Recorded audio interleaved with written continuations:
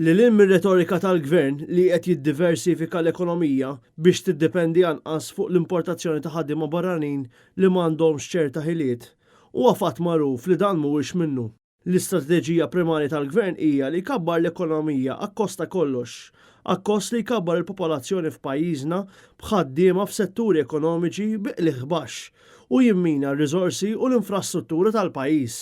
Ekst qal l-editorjal tal-ġurnal The Times of Malta tal-ġimgħa 22 ta' Diċembru, hekk kif ittratta sitwazzjoni ta' tkabbir esaġerat tal-popolazzjoni u kif dan il-gvern mhuwiex jindirizza l-għerq tal-problema.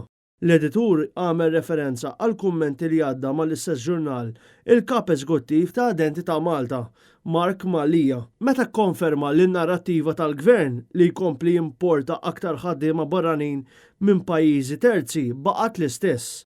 Hekk kif iġġustifika dan għal fatt li l-provista ta' ħaddiema Maltin mhix tikber. Fl-aħħar deċenju il-gvern witta Open Door Policy li fija permetta lin negozji li jġibu ħaddiema barranin diment li l-pagi għalihom huma baxxi.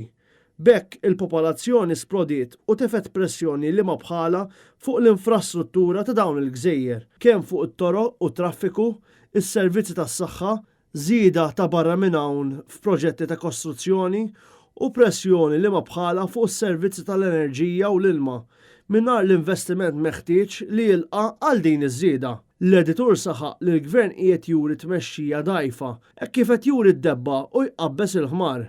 Gvern li ma rridx jieħodha kontra min ħaddem u fl-istess waqt irid jidher li qed jindirizza l-impatt ħażin taż-żieda bla rasam fil-popolazzjoni, meta fil-fatt mhuwiex it-time state illi mhux se tkun faċli tinqeleb il-folja hekk kif ħafna ħaddiema minn pajjiżi terzi qed jiġu sfruttati akkost li jiġu massimizzati l-profitti.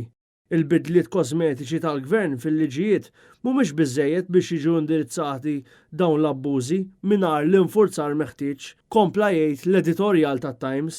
Għalhekk hemm bżonn tmexxija b'saħħitha li tiddefinixxi l-ħtiġijiet li jsuqu l-ekonomija Maltija lejn kuntest ta' opportunitajiet ġodda ta' xogħol ta' kwalità lil hinn mir-realtajiet tal-biża' li qed ngħixu llum.